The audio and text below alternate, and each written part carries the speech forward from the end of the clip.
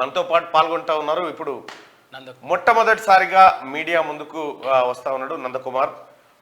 Moinabad farm house కేసులో ఒక నిందితుడిగా అప్పటి టీఆర్ఎస్ ప్రభుత్వం చేసినటువంటి దరిమిలా ఆయన జైలు జీవితం తర్వాత ఆయన ఆస్తులను కొల్లగొట్టడానికి మొయినాబాద్ కేసును ఎట్లా వాడుకున్నారు, ఆయన నష్టపరచడానికి ఎట్లా చేశారు అనేది మనతో పాటు జైన్ అయితే ఉన్నారు. ప్లీజ్ వెల్కమ్ అన్న.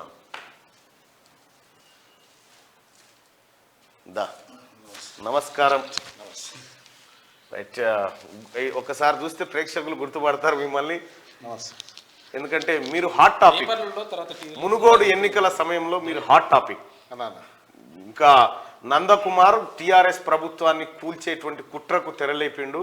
అసలు నందకుమార్ అనేటువంటి వ్యక్తి బహుశా మీరు ఎన్ని కోట్లు పెట్టినా అంత ప్రచారం జరగకపోయేది మీ గురించి, కానీ కేసీఆర్ తలచి మిమ్మల్ని మీదికి తీసుకొచ్చి మీ దగ్గర అపూర్వమైనటువంటి శక్తులు ఉన్నాయనేటువంటి ఒక పరిస్థితి అయితే క్రియేట్ చేసిండు. మొయినాబాద్ ఫామ్ హౌస్ కేసులో అంటే ఆ వ్యవహారం జరిగేటప్పుడు మీరు ఫామ్ హౌస్లోనే ఉన్నారు కదా? ఫామ్ హౌస్లోనే ఆ నలుగురు మధ్యలో ఆ నలుగురు ఎవరెవరు ఉన్నారు కదా? ఎమ్మెల్యేలు నలుగురు ఉన్నారు కదా. ఆ నలుగురు ఉన్నప్పుడు మీరు అబ్జర్వ్ చేశారా? ఆ ఎమ్మెల్యేలు కెమెరాలు పెట్టుకున్నారు, అంత రికార్డ్ చేస్తున్నారన్న వ్యవహారం మీకు తెలుసా? లేదు, అంత అబ్జర్వ్ చేయలేదు. ఎందుకంటే నేను నా మిత్రులే అందరు కాబట్టి నేను అంత అబ్జర్వ్ చేయలే. ఆ ఇంటెన్షన్ కూడా లేకుండే కదా. అంటే అలా సన్నివేశం అలా వస్తాను కూడా తెలియదు కదా. జస్ట్ క్యాజువల్ మీటింగు, జస్ట్ పూజల గురించి డిస్కస్ చేద్దామని వెళ్ళినప్పుడు ఇంకా ఆ డౌట్ దృష్టిలో నేను ఆలోచించలేదు ఎప్పుడు. నార్మల్గా వెళ్ళాము, కూర్చున్నాము, మాట్లాడుతున్నాము. అట్లా నేను ఫస్ట్ రామచంద్ర భారతి, పైలట్ రోహిత్ రెడ్డి గారు ముగ్గురం వెళ్ళాము. వాళ్ళ ఫామ్ హౌస్ కాబట్టి తర్వాత సింహయాజీ గారు జాయిన్ కావడం జరిగింది. తర్వాత ఇక మిగతా ముగ్గురు జాయిన్ కావడం జరిగింది. ఒకటి చెప్పండి నందకుమార్ భాయ్, సార్ నీ గుండె మీద చేసుకొని చెప్పు, ఎమ్మెల్యేలను కొనాలనే ప్రయత్నం చేశారా? అన్న, ఎమ్మెల్యేని ఒక్క విషయం చెప్తాను. సరే, ఎమ్మెల్యేని కొనుగోలు చేయాలంటే నందకుమార్ ఎవరండి చెప్పండి. ఫస్ట్ పాయింట్ నేను మిమ్మల్ని అడుగుతున్నాను మీడియా ముఖంగా. ఎమ్మెల్యేని కొనుగోలు చేయాలంటే ఒకవేళ బీజేపీ కొనుగోలు చేయాలనుకుంది, ఆర్ఎస్ఎస్ఏ కొనుగోలు చేయాలంటే ఆర్ఎస్ఎస్ బీజేపీ అని ఏం చేశారు అక్కడ కాబట్టి ప్రచారం జరిగింది కాబట్టి జరిగింది అనుకోండి. నేను ఎందుకని, నేను ఎవరన్నా, నేను బీజేపీ కార్యకర్తనా, ఆర్ఎస్ఎస్ కార్యకర్తనా, లేకుంటే ఇంకేదన్నా ఇలాంటి పనులు నేను ఎప్పుడన్నా చేశానా? నా వ్యాపారం ఏంటి, నేనేంటి? నేను హోటల్ ఇండస్ట్రీ నడిపేవాడిని. ఢిల్లీ నుంచి పెద్ద నన్ను పిలిపించి బాబు ఇక 100 కోట్లు తీసుకో వెళ్ళి వాళ్ళని కొనుక్కోరురా అని చెప్తారా? మీరే చెప్పండి. అంటే ఇంతమంది పెద్ద పెద్ద 30-40 సంవత్సరాల నుంచి ఉన్న బీజేపీలో పాతకపోయిన లీడర్స్ ఉన్నారు. పెద్ద పెద్ద అంటే ఈ దాంట్లో చాలా పెద్దవాళ్ళు ఉన్నారు. విశ్వనాథ్ ఉన్న తర్వాత నన్ను ఎందుకు పిలిచి చేస్తారని మీరు అనుకుంటారు చెప్పండి. అంటే మీరు కేసీఆర్ గారు ఆ రోజు ప్రెస్ మీట్ పెట్టి ఇంకా చాలా సినిమా చూడాలి, మొత్తం చూసేదే ఉంటుంది, భోజనాలు కూడా ఏర్పాటు చేయరు విలేకరులకు అని చెప్పిండు ఆ రోజు. సో నేనేమంటున్నా, మీరు ఎందుకు పోయి రాడికి? మరి నేను చెప్పే కదా సార్, యాక్చువల్గా నాకు ఈ రోహిత్ రెడ్డి గారికి మొదటి నుంచి పరిచయం ఉంది, ఫ్రెండ్సే నాకు. సో ఈ సింహయాజీ గారు అనేవారు నాకు జూలై 22న పరిచయం జరిగింది. జరిగినప్పుడు తను నాకు ఇట్లా నేను ఒక పాన్ మసాలా బ్రాండ్ కొనుక్కున్నాం మేము బిజినెస్ పరంగా. నేను ఈ వృత్తిలో హాస్పిటాలిటీ ఇండస్ట్రీలో లాస్ట్ 30 సంవత్సరాలు 20 సంవత్సరాలు ఉన్నా కాబట్టి సరే కొద్దిగా నాకేంటంటే నేషనల్ లెవెల్లో ఇంటర్నేషనల్ లెవెల్లో బిజినెస్ చేయాలని కోరిక ఉంటుంది అనమాట. ఇప్పుడు నాది నేను అప్గ్రేడ్ చేసుకుంటుంటాను. ఆ క్రమంలో నేను సింహయాజీ గారిని కలిస్తే సింహయాజీ గారు ఏమన్నారు, రామచంద్ర భారతి గారు అని ఢిల్లీలో ఉన్నారు, ఆయనకు మంచి కాంటాక్ట్స్ ఉన్నాయి నార్త్ ఇండియాలో, ఇదంతా నార్త్ ఇండియన్లో తింటారు, ఇక్కడ తినరు, కాబట్టి అక్కడ మీకు పరిచయం చేస్తా అని తను నాకు రామచంద్ర భారతిని పరిచయం చేయించడం జరిగింది. ఇది పాన్ మసాలా పంచాయతీ. పాన్ మసాలా పంచాయతీ నుంచి పోయి నా హోటల్ పంచాయతీ పడ్డది. ఆ 100 కోట్లు అని అక్కడ క్యాప్చర్ ఏంటి, 100 కోట్ల రూపాయలతో నందకుమార్ కొనుక్కుంటున్నాడు అని ఉంది. ఆ 100 కోట్లేమో కానీ నా 100 కోట్లు మాత్రం పోయినాయి పైసా. దాని డీటెయిల్ చెప్పమంటే చెప్తా, ఎట్లా పోయినాయి ఏం సంగతి చెప్పాలి కూడా. ఇప్పుడే చెప్పంట? లేదు చెప్పాలి, ఇంకా మనం చాలా చర్చ పెట్టేది ఉంది, చాలా మాట్లాడేది ఉంది. అయితే మీరు అక్కడికి ఈ రామచంద్ర భారతి గారు ఆ తర్వాత ఇటువంటి వాళ్ళంతా పాన్ మసాలా అమ్మకం కోసమో లేకపోతే బ్రాండింగ్ కోసం ఏదో కార్యక్రమం కోసం మీరు పోయారు. అంత రాత్రి పోవాల్సిన పని ఏమొచ్చింది? అంత రాత్రి పోయాం, మధ్యాహ్నం పోయాం. రాత్రి అయింది అక్కడ, మధ్యాహ్నం పోయినాం. అయితే అక్కడ ఏంటంటే మేము సరే నేను సీక్వెన్స్ ఆఫ్ ఈవెంట్ చెప్తే మీకు అర్థమవుతుంది. రామచంద్ర భారతి గారు పరిచయం అయిన తర్వాత ఢిల్లీలో నేను తను కలిసిన తర్వాత మరలా రామచంద్ర భారతి అండ్ సింహయాజీ గారు ఒకసారి హైదరాబాద్కి వచ్చారు ఏదో పని మీద. అక్టోబర్లో అనుకుంటాను. అక్టోబర్ వచ్చినప్పుడు నేను మామూలుగా ఎవరైనా వస్తే గురువురికి వస్తే మీకు కూడా ఫోన్ చేస్తా, మళ్ళీ ఒకసారి వచ్చి సార్ వారి యొక్క బ్లెస్సింగ్ తీసుకోండి అందరికి నేను చెప్తుంటాను అనమాట. సరే మంచిగా కదా అని చెప్పి ఆ క్రమంలో నేను రోహిత్ అన్న కాల్ చేయడం జరిగింది. రోహిత్ అన్న నాకు మిత్రుడు, ఎప్పుడు కూడా చాలా మంచిగా ఉంటాం, క్లోజ్గా ఉంటాం కాబట్టి తను నాకు ఎక్కడన్నారన్నా ఇట్లా వచ్చిండు స్వామి అని చెప్తే తను ఇమ్మీడియట్గా నా ఇంటికి వచ్చారు. అక్కడ బ్లెస్సింగ్ తీసుకున్నారు. తీసుకున్న తర్వాత సింహయాస్తో పరిచయం చేశాను. సింహయాస్తోనే మాట్లాడాడు తను కూడా, రామచంద్ర భారతితో మాట్లాడలేడు. వెళ్ళే ముందు నేను జస్ట్ ఇట్లా రామచంద్ర భారతి గారు అని పరిచయం చేశాను, నమస్కారం అని చెప్పి వెళ్ళిపోయాడు. దాని తర్వాత కింద వెళ్ళేటప్పుడు మామూలుగా మేము ఏదో చర్చ పెట్టుకున్నాం, కిందకి సెండ్ ఆఫ్ చేసి వచ్చేసినాను. తర్వాత తెల్లారి కాల్ చేసి ఏంటంటే ఎవరు వాళ్ళు అని కొద్దిగా ఎంక్వైరీ చేశారు వాళ్ళ గురించి. అన్న ఇట్లా వచ్చారంట రామచంద్ర భారతి గారని, ఢిల్లీ అంటుంది, కపిలాశ్రమం అంట, ఏంటి అదని ఎంక్వైరీ చేశాడు. ఆయన కాంటాక్ట్స్ ఉన్నాయా అని అడిగాడు. ఉన్నాయన్నా అని చెప్పాను. ఓకే రైట్ అని ఆయన కూడా పెద్దగా డిస్కస్ చేయలే, ఎవరినో కలిపియమని అన్నాడు. అంటే ఈయనకు తెలుసా అందరు ఢిల్లీలో పెద్దవాళ్ళు అంటే తెలుసా చెప్పాను. కలిపియగలుగుతారంటే కలిపియగలుగుతారు అన్నాడు. తర్వాత నేను రామచంద్ర భారతికి ఫోన్ చేసి అడిగాను, నీకు ఇట్లా పరిచయాలు ఉన్నాయంటే ఉన్నాయంటే అంతలోపల మన రవితి రెడ్డి గారు అవసరం లేదు నాకు, ఓకే నా ఫ్రెండ్కి అవసరము, నాకు అవసరం లేదని వదిలేసాడు. అక్కడికి ఆ చాప్టర్ క్లోజ్ అయిపోయింది. క్లోజ్ అయిపోయిన తర్వాత మరలా నేను ఒకసారి ఢిల్లీకి వెళ్ళాను. ఇది నా మసాలా పని మీద ఢిల్లీ వెళ్ళాను. ఢిల్లీ వెళ్ళినప్పుడు మన రామచంద్ర భారతి గారు ఎప్పుడైనా ఢిల్లీ వస్తే కాల్ చేయండి అని చెప్తే ఢిల్లీకి వెళ్ళి కాల్ చేశాను. ఆయన వచ్చే ముందు ఏం చేశారంటే జస్ట్ నేను ఒక పొలిటికల్ అనాలిసిస్ట్ని, నాకేదైనా ఒక రిపోర్ట్ తీసుకురండి, మీ ఇప్పుడు ఎలక్షన్స్ వస్తున్నాయి కదా అంటే, నాకేం వచ్చింది పొలిటికల్ నాలెడ్జ్.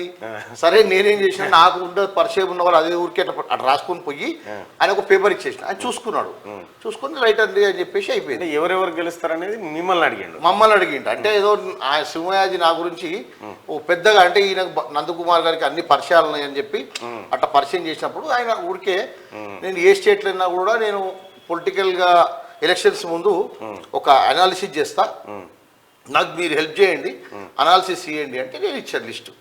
జస్ట్ ఊరికే రాసుకొని పోయి లిస్ట్ ఇచ్చా. అక్కడతో అది అయిపోయింది. తర్వాత వాళ్ళు ఎక్కడ ఎవరో వాళ్ళ ఫ్రెండ్స్ కలిసారు, తుషార్ గిట్ట అందరు కలిసి నమస్కారం పెట్టుకున్నాము. మళ్ళీ వచ్చేసాం హైదరాబాద్. వచ్చేసిన తర్వాత ఆ క్రమంలో మళ్ళీ రోహిత్ అన్న నాకు పరిచయం చేసి మళ్ళీ ఏంటి వెళ్ళొచ్చావా ఢిల్లీ, ఏంటి అంతా ఓకేనా అంటే ఓకే అన్న అన్న, ఓసారి మరి పిలువు మాట్లాడతా అన్నాడు. ఆ క్రమంలోనే పిలువు మాట్లాడదాము అన్నాడు. అప్పుడు నేను తనని రామచంద్ర భారతి కానీ అక్టోబర్ వస్తావా అంటే కొద్దిగా హెల్త్ బాగాలేదు, నేను 20 దీపావళి రోజు వస్తాను, 24 దీపావళి వచ్చిన 25 రోజు గ్రహణం వచ్చింది. మేమంటే ఏంటంటే ఇదంతటి కారణము ఆ గ్రహణ టైంలో మేము బయటికి వెళ్ళడం, గ్రహణం పడదు పోద్దంట, ఆ గ్రహణం మా అమీన పడ్డది. ఇక రాహుకేతువులు లాగా వాళ్ళిద్దరు రాహుకేతువులు నా లైఫ్లో వచ్చి నన్ను తీసుకెళ్ళిపోయారు. ఇక అది అంటారు అట్లా ఉంటారు ఆ టైం అంతే. ఇప్పుడు కాదు, ఆ రోజు మీరు మైనాబాద్ ఫామ్ హౌస్లో ఉన్నప్పుడు సరిగ్గా ఎన్ని గంటలకి పోలీసులో ఎంట్రీ ఇచ్చారు? మేము సుమారుగా రామచంద్ర భారతి గారు మా ఇంటికి వచ్చి భోజనం చేశారు. భోజనం చేసిన తర్వాత నేను రోహిత్ అన్న ఫోన్ చేస్తే, అన్న ఇక్కడ అంటే మేము మునిగోడ వెళ్ళిపోతున్నాము, మీరు ఇక్కడికి రండి, స్వామిని తీసుకొని రండి, మనం మైనాబాద్ ఫామ్ హౌస్లో కూర్చొని మాట్లాడదాము, తర్వాత మీరు అటు నుంచి అంటే స్వామి ఢిల్లీ వెళ్ళిపోతున్నాడు కదా అని చెప్పాడు. సరే అని చెప్పి నేను కూడా అసలు అన్న మన ఇంటికి రండి, ఇక్కడే కూర్చొని ఒక 5 నిమిషాల మీటింగ్ కదా అన్న అంటే, లేదు నా ఫ్రెండ్స్ కూడా వస్తున్నారు అని చెప్పాడు. అప్పుడు నేను తనని ఫోర్సబుల్లీ రామచంద్ర భారతి తీసుకెళ్ళడం జరిగింది. వెళ్ళిన తర్వాత కూర్చొని మాట్లాడుకుంటా ఏంటి పూజలు చేయాలి, అది చేయాలి, ఇది చేయాలి, ఎలా ఉంటుంది అక్కడికి. జస్ట్ రోహిత్ అన్న గారు పొలిటీషియన్ కాబట్టి పొలిటికల్ డిస్కషన్స్ వస్తాయి. ఓకే అన్న కొద్దిగా కొద్దిగా పొలిటికల్ డిస్కషన్స్ వస్తాయి.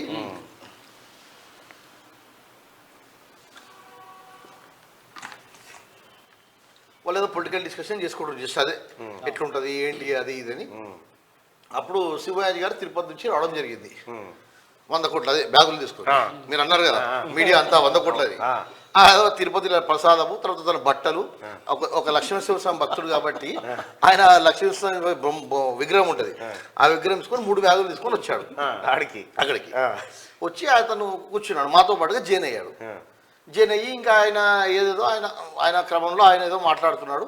మేము 4 మాట్లాడుతున్న క్రమంలో వీళ్ళు 3 ఎంటర్ అయ్యారు, ఎమ్మెల్యేలు 3 ఎంటర్ అయిన తర్వాత నాకు వాళ్ళు కూడా పరిచయం కాబట్టి, కానీ అక్కడ అచ్చంపేట బాలరాజు చూసిన తర్వాత కొద్దిగా నాకు ఎందుకో సస్పెక్ట్ అనిపించింది. ఎందుకంటే ఆయన కొద్దిగా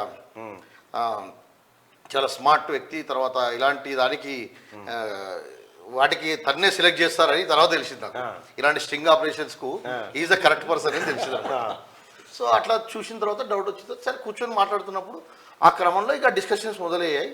ఇక తను ఈ స్వాముల్ని గుచ్చి అడుగుతున్నాను. నేను చూడండి ఫామ్ హౌస్లో కూడా నేను ఎప్పుడు కూడా మొత్తం సైలెంట్గా కూర్చున్నాను పక్కన, ఎందుకంటే అక్కడ నాదేం లేదు, సోఫాలో కూర్చున్నా. వాళ్ళు ఎందుకంటే ఏం డిస్కషన్ చేసుకున్నారు వాళ్ళు? అదే జస్ట్ ఏంటి ఎలా ఉంటుంది ఇప్పుడు ఈ పొలిటికల్గా ఎట్లుంటుంది అట్లా ఇట్లా అని జస్ట్ డిస్కషన్ చేసుకుంటా, స్వామీజీ మేము వీఆర్ రెడీ టు కమ్, మీరు ఢిల్లీలో మమ్మల్ని కలెక్ట్ చేస్తారా అది ఇది అంటే, ఈయన ఏదో పాపం రామచంద్ర భారతి గారు ఎవరికో కనెక్ట్ చేయడానికి ట్రై చేస్తున్నాడు.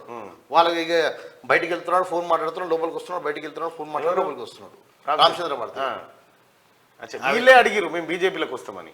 అంటే ఆ డిస్కషన్ మొత్తము అంతకుముందు కూడా సార్, అంటే వీళ్ళందరూ మాకు అక్కడ ఎవరెవరు ఎమ్మెల్యేలు వస్తారని మాకు ఐడియా లేదు.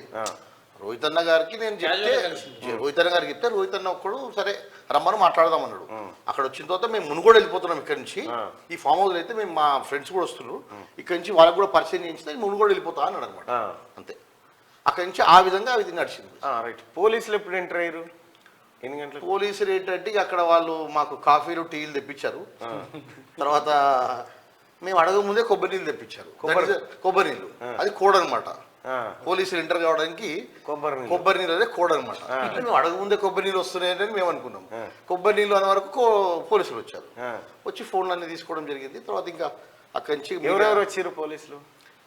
ఎస్ఓడి డీసీపీ గారు వచ్చారు.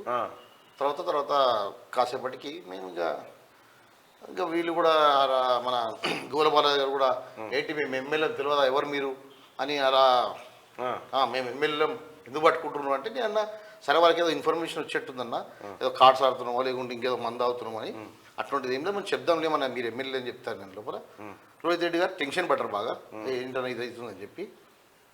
అంత లోపల స్టీఫెన్ రవీంద్ర గారు రావడం జరిగింది.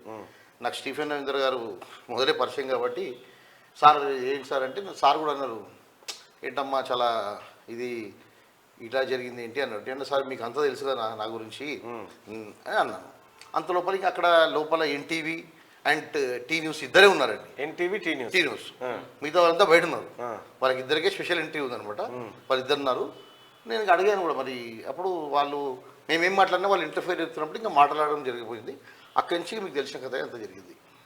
అయితే వీళ్ళు ముందే కెమెరాలు పెట్టుకొని కొబ్బరి నీళ్ళు అనే సిగ్నల్ ద్వారా పోలీసు వాళ్ళు ఎంటర్ అయిపోయి